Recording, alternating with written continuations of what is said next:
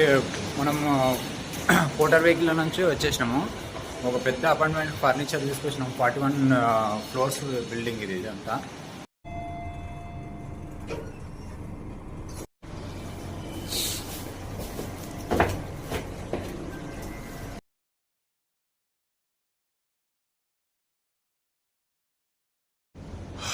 ఇదంతా seller and